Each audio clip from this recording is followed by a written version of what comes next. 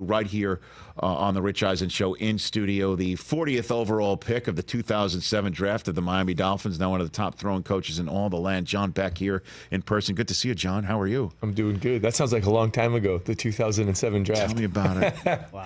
Tell me about it. I'm trying to stay feeling young, but that, man, that right there kind of aged me a little bit, didn't it? Well, I mean, but it's just before we get to the here and now, I'd love to get your thoughts on just the development of quarterbacks in the NFL and how the clock seems to be sped up quite a bit for a lot of these kids that get. I mean, we've had 3 straight seasons with 70 different starting quarterbacks in the NFL, and then there's no practice time for a lot of these kids. And I'm wondering what you think of the current setup for success for a lot of these prospect at quarterbacks coming into the NFL these days, John. Well, I think every team is trying to figure that out because they're trying to get it right. But you're right. With the new collective bargaining agreements and how less and less time is there for the coaches to be able to be with their players in the offseason, but yet the expectation on these highly drafted quarterbacks just continues to increase. Because of stories like, well, Matt Ryan came in and played so well. Well, Joe Flacco came in and played well. Well, Justin Herbert came in and played well. Stroud is the latest one of that. CJ, right. Hey, well, man, guys should be able to do it. Well, everybody's situation is so unique and so different. What experiences have they had coming into the NFL? What experience are they landing in, or what's it going to be with their new team? What is that franchise set up for? I thought Robert Griffin said some really good things. I got to sit in the room and hear his interview. He said some really good things. He understands it because he's been a quarterback in the league. And not every situation is set up right now for a young player to succeed. And so it's tough because people are expecting more and more that, hey, I bring a guy in, he should be able to play early. But that's asking a lot when there's so many other factors at play. And again, you're brought in to help clean up things or get them ready for the next level or what have you. And I'm sure it's different situations that you're being asked to help a prospect with. You can't control who they're drafted by. You can't control that they go to a certain spot. So what would you say is just generally what you hope for one of the guys when you say good luck that they have set up for themselves? So I tell all those guys, based off of an experience I had as a player and then experiences I've seen other players have, I just try to say, look, you don't know where you're going to land, but what you can focus on is tools for you to give yourself the best chance, right? Tools for success. I say, look, there's got to be some things that you say, regardless of the situation I'm in, here's what I'm working towards. And then I kind of have to let the chips fall where they may. Then I have to have the tools to be able to handle that. Like, can I sail stormy waters? So I like guys that have had to go through adversity. Like you brought up the letter that Mike Penix wrote to the NFL. I loved it. I thought, because you know what? He's going to land somewhere where there's going to be adversity. And you want somebody that knows that. Sometimes it's difficult for the people that they haven't experienced enough of it, because now all of a sudden it's when those seas get really stormy, how comfortable are they in adversity? And so I like it when I see a guy that has had to go through ups and downs, that's had to battle through, whether it's injury, coaching changes, change of offensive coordinators, being in a situation where they're playing for a school that has tons of pride. And guess what? You had to go through a losing season and they're blaming it on you and the head coach. Okay, battle back from that. Those experiences are what the NFL feels like for the majority of teams. You have your situations where things work well. It looks like it's great. There's always stuff going on. Even on the teams that end up at the end of the year winning a championship. Look at Kansas City. How many people thought in the beginning of the season, through those first 8 to 10 weeks, that Kansas City was going to be the team? They were going through ups and downs, but it's the guys that know how to battle through that. John Beck, throwing coach here on the Rich Eisen Show. Is that the proper, what's the term that you'd like to have? I don't even know if there's a term, bro. I just like football. Right. I like quarterbacks. Trying to do the best that I can. I try to be, kind about it. I mean, Mike Del Tufo, who's on the other side there, likes to be referred to as the audio executive of the Rich Eisen Show. You know what? Like a consultant for quarterbacks. And I'm a consultant. I'm an audio executive. No, you're not. We want to be called an audio executive. I just try to be respectful. No, I get it. When did you first start working with Jayden Daniels? Both. When did that happen? So Jayden, I got to bring up the name Taylor Kelly. Taylor's one of our coaches at 3D QB, former Arizona State quarterback, spent some time with Arizona in their offseason, went back and coached at Arizona State. Mm-hmm. Being us down here in Southern California doing training, Jayden going to Arizona State from Southern California, there was this great tie with Taylor Kelly, one of our coaches. So Taylor's worked a lot with him, but Jayden's been at our field probably doing training 3+ years. spent a lot of time with him. Arizona State and the back end of Arizona State? Yeah, kind of back end of Arizona State, all of the LSU stuff. And so there's really a team of people. Like, I get to sit here today as kind of like the person that talks about working with the guys, but it's always a team of people. And then also their coaches as well. We have coaches, that we have been really close with at LSU. And so there's that communication between the player, his coach, our coaches. It's been 3 years of a lot of work that Jayden really, it's a testament to his grind. It's a testament to the way that he said, how can I level up? It started about 2 years ago saying, okay, this is the kind of quarterback I want to be. Here's the time, the effort, the energy that I'm going to put into it.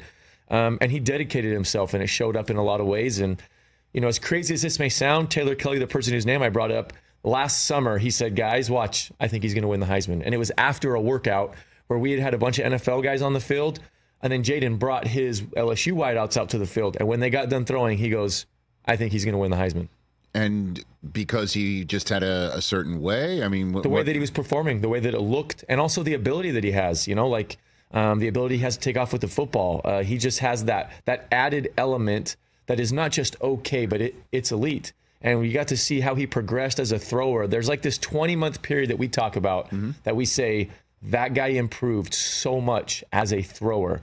And then understanding of the offense, the chemistry that he was continuing to build with his players, yes, and also the coaching staff. They get to know him better. It's not Jayden Daniels year one at LSU. It's now him having gone through year one, going into year two. And when all those pieces add up, you can say, man, if the stars align, if there's not injuries, if guys can stay healthy, if the defense plays well, he's going to be impressive. Well, if you don't mind me, as we go through your roster here of people that are in your care, just talking about some of the red flags that you constantly hear surrounding these guys and how you would respond to it, or how you have spoken to him, how to respond to it. With Jayden Daniels, it's him potentially getting blown up in the NFL, and how the conversation that we saw from my colleague Tom Pelissero speaking to a bunch of unnamed executives or scouts or coaches that, hey, Anthony Richardson's bigger than him. He didn't last more than a third of the season. How's Jayden Daniels going to be able to handle all that? How do you respond to that? I mean, when you turn the tape on, he does get blown up sometimes, and I think he knows it and kind of laughs about it too. Like, yeah, I got to keep improving in that area. And look, it's tough to say. There's something about people, the way their bodies are put together. I've seen some dudes that just look absolutely as put together as you could ask for. And you're wondering, oh my gosh, like there's no way that buddy, that he's going to get hurt, and he gets hurt. And then you see somebody else that they don't look like, man, gosh, if that guy takes some hits, he might, really get hurt. But he doesn't ever sustain like the super serious injuries. Yeah, the sprained ankle, the AC separation, there's little things here or there, but it's not the serious injuries. So, yes, he's been blown up. I've watched games where I'm like, oh, man. And he's had to leave the game, and he comes back in. But he's always just kept battling. And so to me, it kind of goes to that point of, I don't think you can say, I can guarantee that this player is or is not going to get injured. But I think for a guy that has played in games and been hit pretty hard, he's always finished out seasons. He may not have always had games that he played every single snap, but he came back in the game. So it tells me he's a fighter. He's going to play with some type of bump and bruise. And for whatever reason, he's been a little bit lucky, knock on wood. He hasn't sustained like those major injuries. I'm assuming there's not, but I'll ask you anyway. Is there a drill that you can run to not get hit? I mean, I don't know, man. You're walking around somebody with a big broom and just sweeping it, and he's got to slide under it. Or something I've seen coaches like that do like sliding drills. I've seen coaches that do like, hey, when we're going to get down, you're going to go head first, feet first, all this stuff. I mean, I just kind of think like there's certain people that have the knack for it. Like I look at Lamar Jackson. He has a knack of just boom, getting down, like avoiding major blowups. And I don't know if you can teach it. I don't know if it's something like, I've had that question asked to me. Is it the way, the style the kid played growing up through Pop Warner ball, all the way up into junior high ball? Is it something when you are just the most elite athlete on the field, you may not have had to have learned it, but maybe some of the guys that might have developed a little bit later might have been a little bit the less mature. I'm going to get what I can get, then I'm going to get down. And then as they take off maturity and they excel, they've grabbed a hold of that ability to not take a hit. I don't know. I mean, I don't think that there's like a specific drill, like let's bring this drill into camp and we'll fix this. But you speak to him about it though, right? Yeah, I mean, kind of like in a joking way, we'll be like, bro, hey, you got to get down. He kind of laughs and he's like, oh man, like that one wasn't, I wasn't expecting that guy to catch me that clean. I mean, I think he's smart about it. I think it's something that he recognizes as well because the NFL season now is longer. So not only is the punishment a little bit different, but now the season's longer. And if you want to play into the playoffs, you're now talking about like, how do I feel when I'm at game 19, 20, 21 of the season? Well, I mean, my only response to here where he says, I didn't think he could catch me like that is a story Marshall Faulk told me, being the first running back next to Peyton Manning in his rookie season. When Manning, did he throw 28 interceptions his rookie season or something crazy like that? He led the league. By the way, could you imagine if that happened in this day and age? Yeah, a little different. I know. With all the TV shows talking about what's wrong with this person, and you see 28. And so Marshall said Peyton would say the same thing pretty much after throwing interceptions. Like, I didn't think that guy could get there. And Marshall at one point, just midway through the season, goes, "Hey, Peyton, this is the NFL. Everybody can get there." Yeah, that's a good one. So my answer would be like, "Hey, in the NFL, everyone's going to be able to catch it like that." Yeah, I do like that. I'm a big mindset guy with quarterbacks. I do like that Peyton had that, like, I'm surprised that guy got there. Because I do think there is something to not being in an avoidance state. Like, you don't want to be performing trying to avoid mistakes. But Peyton kind of, as a young player, having that confidence to like, I believe it. I trust it. Oh, I'm surprised that the outcome was an interception. Yeah. I like that. That just popped into my head as you were talking. I'm a big mindset guy when it comes to like, look, quarterbacking, like there's just some things you got to do. Like, you got to be able to take a beating in a game. You kind of sucked. You kind of threw some crappy passes, but there's that mindset that you continuously, you're going to I'm going to trust, I'm going to believe, I'm going to cut it loose, and I'll learn from the plays that didn't go well. And I was kind of surprised that one went like that. I wasn't anticipating that, because if you get in the mindset where this can happen when a young quarterback gets some major scars, as they start to play to avoid mistakes, they're out there trying to like not make another mistake, not hurt the team again. And so it's this balance between like, I have to be smart about the chances I take because I don't want to hurt my team, but I also got to give my team a chance by continuing playing confidently. Let it rip. You got to just keep letting it rip, hitting that back foot, letting it rip. We're just chit-chatting with John Beck. We're chit-chatting in the commercial break. You just played golf at Pebble, right? Yeah, at Pebble. An event with who's running It's the Forever Young Foundation. Steve Young and Jerry Rice, they put on an event.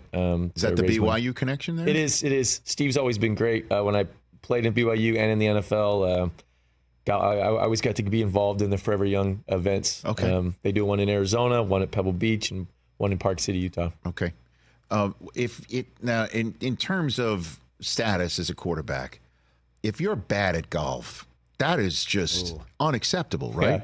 Yeah. As a professional quarterback. Depending on how long you guys have me on the show, I have the best bad at golf story of when I got drafted to the Dolphins. I don't want to chew up time though. Hold on, we'll do that. We'll do that before. It involves Dan Marino and me and flip-flops, and it is okay. That's what we call a tease. Best professional, best quarterback golfer that you've ever heard of, been around. Might be Dan Marino. I mean, Dan was very good. I mean, my tried out for the Open. He did. Yeah. I'll never forget that when Dan Marino tried out for the U.S. Open and he didn't qualify. He came close, and he basically said that it was just the mental part of it. He just couldn't get every shot down. And I thought to myself, this is a guy with the quickest trigger in the history of the NFL. Knew how to know where everybody was, knew where every single defender was going to be, and he was brilliant at that. And golf just shows you how much mental. Man, I love that focus. About golf. Yeah, it's challenging. I mean, I'll say like my golf eyes back then were probably a little bit different than what my golf eyes are now. Yeah. But Dan was impressive. I've played Justin Herbert, can bomb it.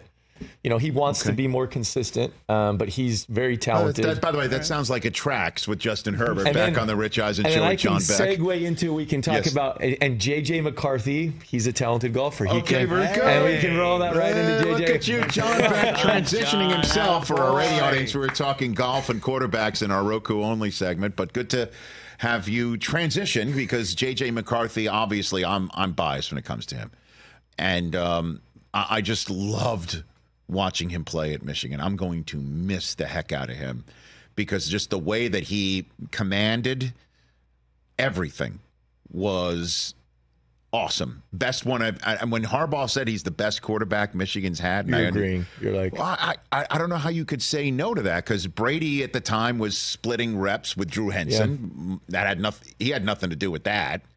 But I mean, Jim is including himself in this category here. Yeah.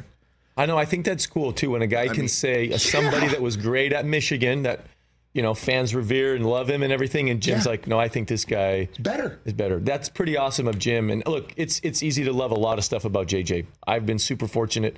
Like 2.5 years ago, one of my coaches from the Ravens became the quarterback coach there. We got connected. I got to start training JJ from the get-go. The kid has so many things going for him. You can just see the love of the game, the work ethic, the talent, the drive.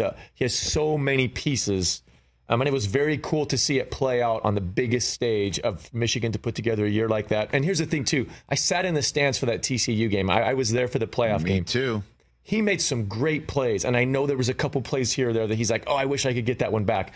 To go through that heartbreak, but then to know we have a chance this next year to do it, and they run the table and do it. That's pressure. That's going to feel like what the NFL feels like.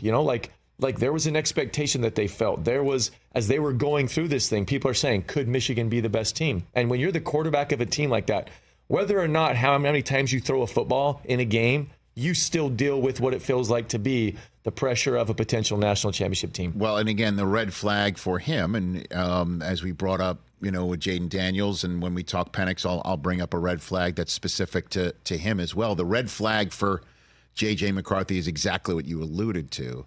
The sense that Michigan's dominant run with him at quarterback over a 2-year period, with the exception of losing to TCU in that Fiesta Bowl, I wouldn't say in spite of him. It's not that negative, the red flag. It's as if it's not because of him.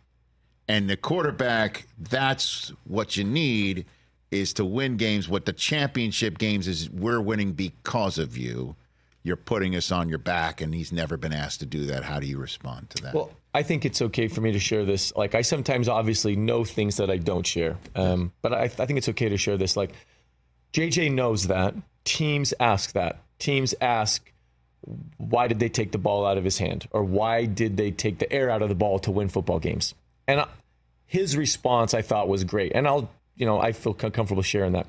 He says, look, we knew to be a national championship football team, there was going to be a game somewhere where we were going to have to win in the fourth quarter, throwing the ball in the second half, putting together a 2-minute drive, winning, throwing the football in the red zone. Because that's what teams say. You don't see a lot of drop back passing in the red zone because they're going to be dominant handing the football off. You don't see a lot of fourth quarter, third down passing the football because they're usually playing with a lead. So how do we evaluate this? I love his response. He's like, we practice that always. We were always practicing against our really good defense, 1-against-1s.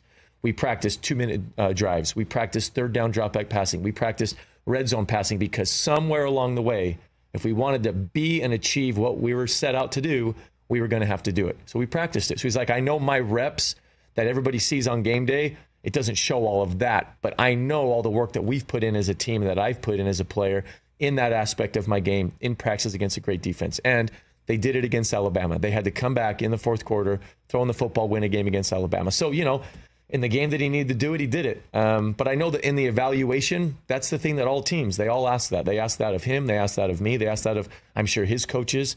But look, it's a challenge, right? And the thing I love most about J.J. McCarthy, he approaches the game of football the way you're supposed to play it. I tell teams this. I've been on some rough teams in the NFL. And you gather together as players and you say, look, to get out of this funk, we got to play this game like when we were kids. And we just let go of the outcome. We let go of these things, and we just play the game because we love it. I think JJ is the epitome of that, and the way that he plays this game is how you're supposed to play the game. You're supposed to keep that. Look, Brett Favre used to say it all the time. Like, this is a kid's game that we get to pay, and we get paid a king's ransom. Like, you got to have that inside of you that you're playing the game for the right reason, and I think he does that always. Well, I'll follow up on that with what I've been saying here multiple times, and I'll say it again, and I'm going to see him Wednesday. I believe he's coming on our show Wednesday in studio in Detroit. 2 things. 1, the throws when he was asked to make them. Some of the throws got me off the couch because I've never seen a Michigan quarterback throw it like that. Windows, the types of windows that he would hit. Oh, my God. I mean, and in the horseshoe, Michigan was struggling in the first quarter. He made some big deep throws that flipped the game. Yeah. Also, this year, in a touchdown that was highly disputed by Buckeye fans at the time and still to this day, the one to Roman Wilson, where Buckeye fans thought it should have been an interception on the goal line because the defender ripped the ball out of Roman Wilson's hands. That throw was courageous.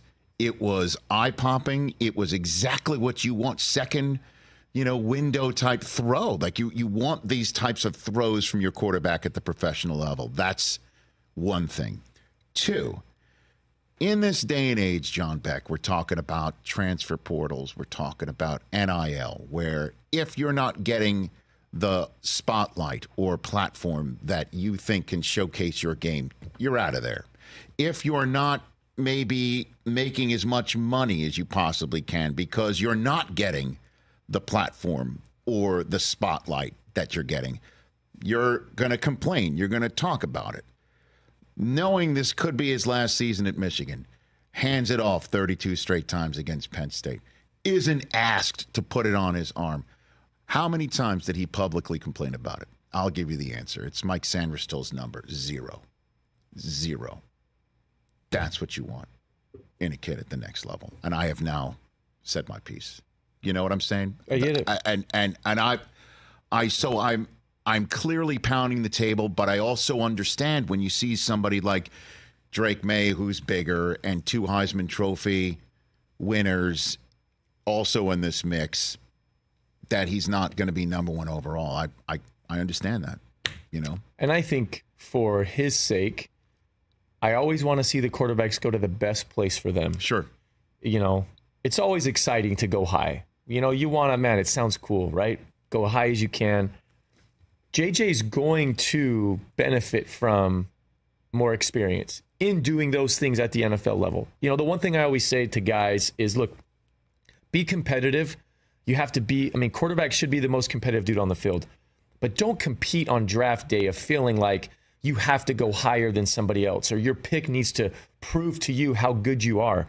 Like last year's dang MVP was the last pick of the draft the year previous, like Dak Prescott. Mid-round pick. Like, he almost won the MVP last year. Lamar almost fell out of the first round, but look who went and got him. Yeah, so it's like, don't worry about that stuff. And speaking of JJ, I want the team that picks him to be a place that's going to allow him to develop in the right way, the right areas.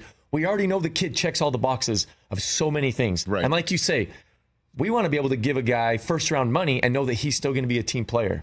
We want to know that that is where he's at. He's in leadership, true leadership is about what you do for the other people around you. It's not just focusing on yourself, the me, I want more money. I want this deal. I want the focus. I want the fame. No. True leadership is about what you do for the people around you, how you connect to them, how you serve them. I think that's what also makes JJ so great. Like, he knew Michigan football was Michigan football. That's all right. I'm the leader of the football team of Michigan football, and we're going to win however we have to. John Beck here on the Rich Eisen Show. Another of your clients is Michael Penix Jr. When did you first enter his orbit? So similar to JJ, connection through coaches, connection through an agent, because of another NFL player that I trained. And I got to actually meet Mike's dad about 3 years ago, and then Mike 2 years ago. And it's been awesome the entire time. I heard RG3 say that he believes he's probably the best pure thrower in this draft class.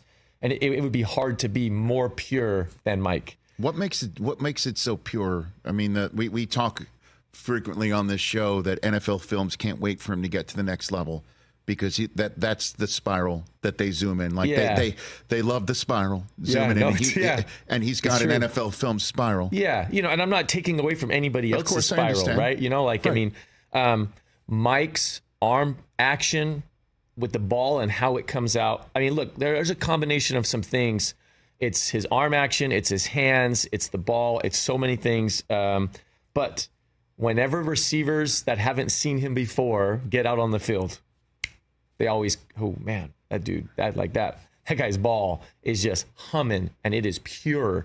And that's one thing also, the path, the repetitive path of a pure throw. It's not just like arm talent, but it's what the ball is doing in the air. It's how cleanly it flies. We've had players that have been really, really star players in this league, guys that are currently in it, guys that were in it and have come back to help coach, and they're on the field and they all recognize it. That guy, man, he throws a just pure ball. The other thing that people are surprised by, how strong his arm is. A lot of people, I see his arm on tape, and then they see it field level, and they always say, wow, I did not realize that's how much juice is coming on that ball. And red flag for him is obviously injury history, but how are you going to address that, right? Other than look at what I've done since I've come back from injury. That's what he wrote about in his Players and I Tribune think he did a piece. great job. He did. The red flag you hear about him on the field is the way he played against Michigan and how that's going to be the next level type defense he's going to face. Intermediate type passing game, short passing game, kind of an issue. How do you respond to that, John? Okay, so obviously the Texas game was better for Mike than the Michigan game. Mm-hmm. That doesn't mean because the Michigan game happened, those are can'ts, right? There was a few plays here or there where they have some things in their offense that are reads. The wideout is reading on the fly. Mike has 2 option routes, a high one and a low one. There's a lot going on. I heard you talk in the previous segment about you hear from people Mike's ability to read a defense. Spectacular. Absolutely true. Some of the things that he's processing during the play, it's outstanding. And so he's processing and he's anticipating something from the wide receiver, and they've done such a good job all year of being on the same page. There were a few plays in that game, they just weren't on the same page. So some of the throws that some people might say, oh, that's inaccurate, the root of it is actually them being on the same page, not Mike's inability to be accurate at that space on the field. So I believe that he's a guy that I've seen hit every throw across the field.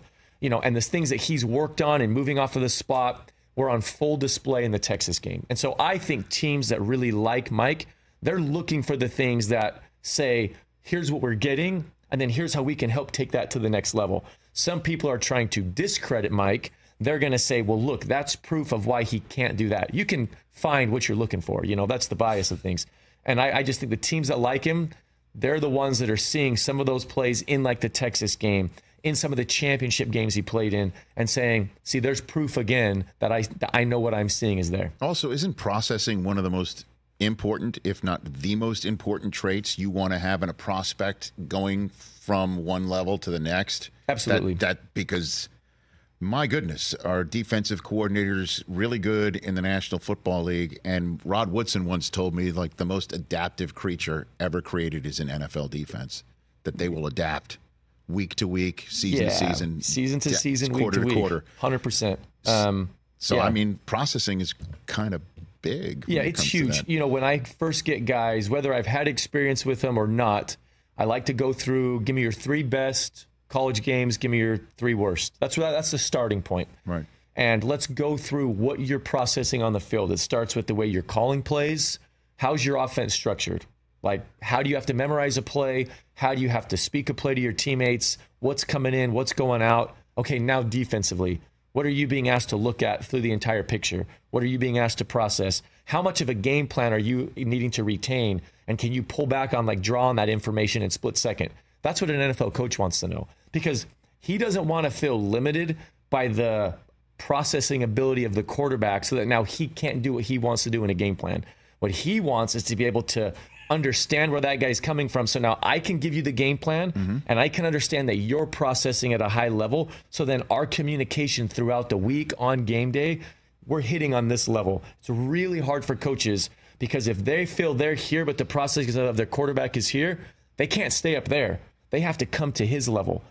I do think that's where great coaching comes in, because the coach's ability to say, all right, I'm going to find out where you're at, and now I'm going to help you here.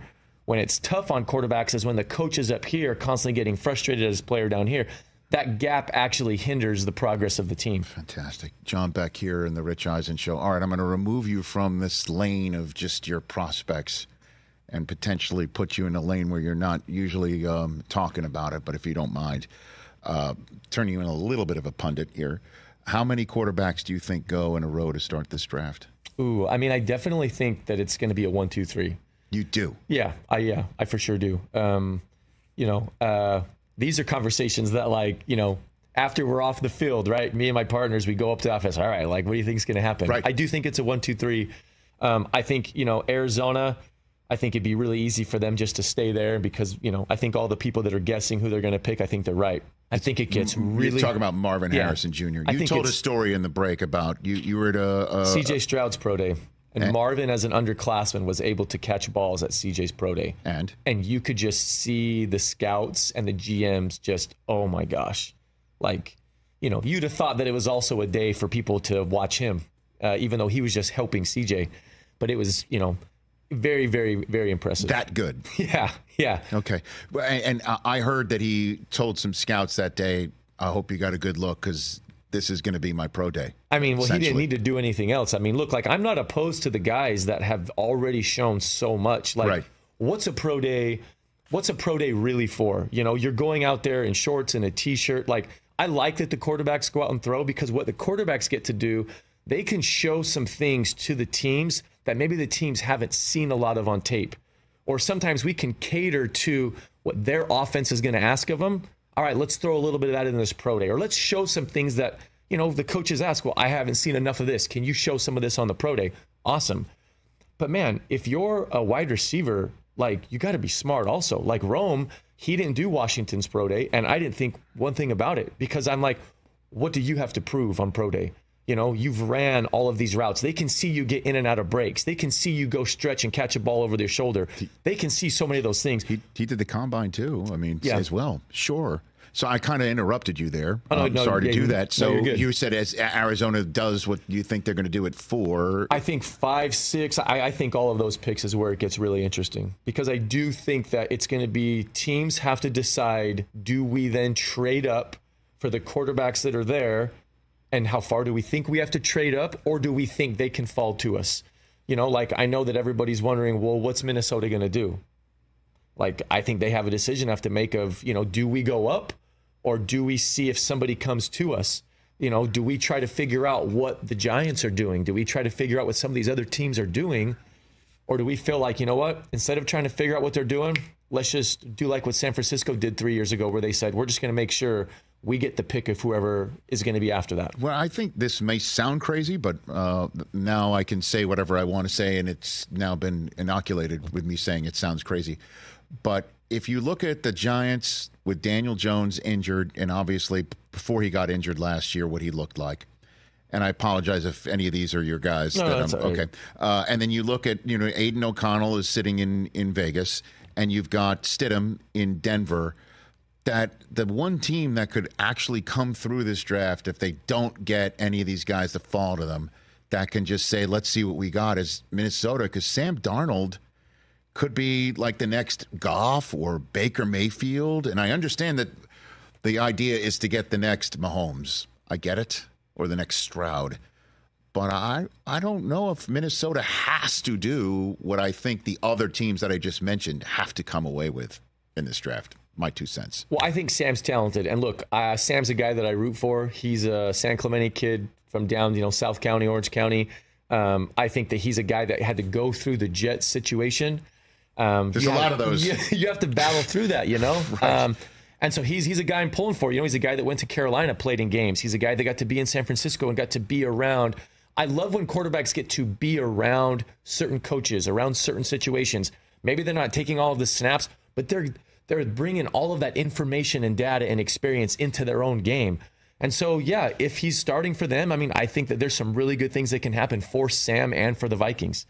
And he's definitely capable. Okay. Also, we mentioned Penix and McCarthy and Jayden Daniels being your guys, John Beck. That's about, I don't know what the exact percentage is, 15 to 20% of the Washington Commanders' final top 30 palooza that they had together. Yeah. What's your 2 cents on that? On why they all went together? What did you think of it?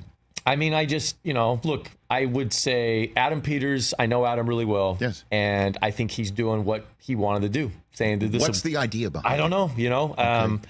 I think some of it's surrounded, when ownership gets a chance to meet guys, yes. I'm sure that probably played into a bit of the scheduling of making sure that, hey, everybody that's in this building wants to know who could potentially be the face of our franchise, including the owner. I'm sure some of that stuff played into it. Did you prep them for when you heard they were going? To prep them like this is...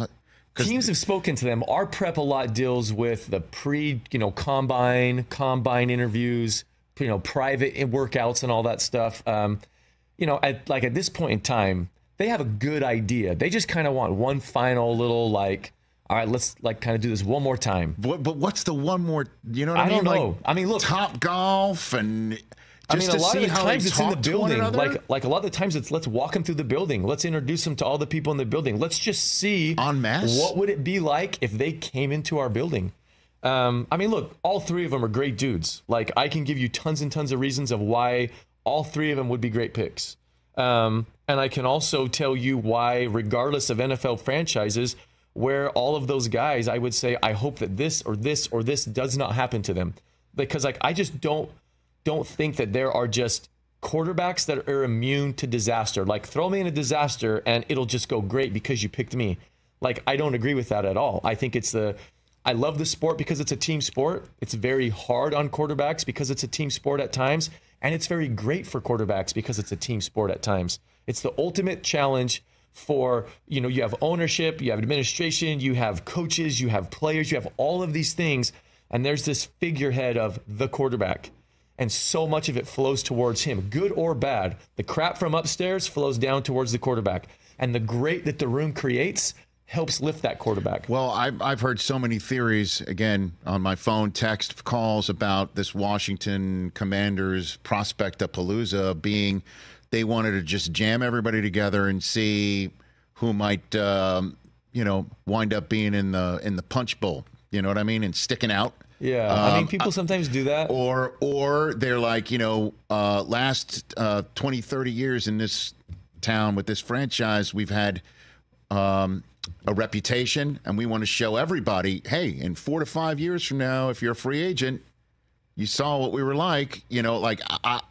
Other than that, though, I just don't understand bashing everybody together, or at least I shouldn't say that because I wasn't there. Just bringing everyone together when you can have a one-on-one time with them. Yeah, I'm not saying this because this is why they did it. I'm just thinking, if I was in that situation, sometimes it's not bad to, sometimes if you meet somebody and then you spend a day or two, and then you meet somebody else, and then you spend a day or two, and then the third person comes in, now you're potentially 4 or 5 days removed from the first person. I got you. So maybe there's an element of, look, we can bring all of them in. We can have our ownership here. We can have everybody right here, and we're going to see them on the same day, in the same environment, in the same everything, and we'll create some one-on-one time. And look, again, I'm not saying that's what happened. I have no idea what happened, but I'm just kind of saying this maybe is what happened. Like a chance to I see you, I've made time, hour, then I see you. Okay, now let's go talk. We were all seeing the same guys on the same day, in the same building, in the same atmosphere. It's not one in Baton Rouge, one in North Carolina, another in Seattle. It's everybody in our spot at the same time. Because I think sometimes when you do the private workouts, you hop on a private jet, the staff flies over, you work a guy out, then you go back to your place, you sit and talk about it. Hey, we got 2 days later, we're going to do the private jet thing for another workout. So now you're seeing your 3 or 4 guys in a 2-week window. How fresh in your mind is really that time you spent with that first guy? All right, before I let you go, tell me your golf story with Marino. John Beck. All right, so I get drafted by the Miami Dolphins, right? Super excited. Yeah. I want to be the next great quarterback there. Hey, we got the Miami Dolphins golf event. All right, I'm just, I'm fresh out of college. I didn't pack my golf clubs. I didn't pack my golf gear. I quickly ordered on Nike Elite some a golf shirt or something like that. And I didn't have any golf shoes out there. But I thought, you know what? I'm not really a golfer.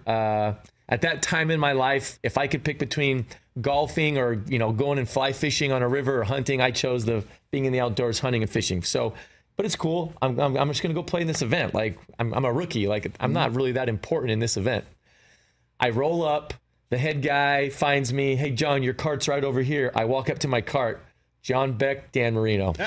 And I was like, holy crap, I'm playing golf with Dan Marino today. And I got my flip-flops. I'm just chilling. Dan comes over. Hey, John, great to meet you. Excited to, congrats on getting drafted. You got flip-flops? And I'm like, yeah, Dan, I'm not really that much of a golfer. And he's like, if you want, I'll go buy you golf shoes right now. I'm like, no, look, wow. And my friends to this day have said, John, you blew it. You should have let Dan buy you golf shoes. You should have. Because those forever in time would be the golf shoes Dan Marino bought you. So I blew that one. So we get on the course. I just think I'm going Jim McMahon style here. So I flip off the flip-flops. I'm barefoot. And Dan was just like, baby, you golf barefoot? I'm like, look, Dan, I'm just kind of winging this thing, bro. Like, I'm kind of here. And so throughout the day, I'm all over the map. Dan, I can tell, wants to win this thing. Like, when you see the competitive eyes of Dan Marino on game day, you see the competitive eyes of Dan Marino on the golf course. And so he is just like stroking these balls. And I'm like searching for mine out in the woods. It just felt like it was not a good feeling. 18 straight holes. So he's like giving me tips and everything. Try this. We're probably like hole 13, and he was just like, "Hey, John, I just think from here on out, I've given you every tip I can." Like, he gave up. He kind of gave up. He topped out. He kind of gave up. He kind of realized the scorecard wasn't going great. John's in flip-flops. Dan wanted to enjoy his day. I feel bad. I just saw Dan like a couple weeks ago too. Like, does he remind you of it to this day? No. But I wish I could go out and play with him again, because like I learned a really good lesson later. Like, you don't have to be a great golfer when you play those events. You just have to dress like you are. That's it. Because then the only people that know you're just not a great golfer are the people you play with.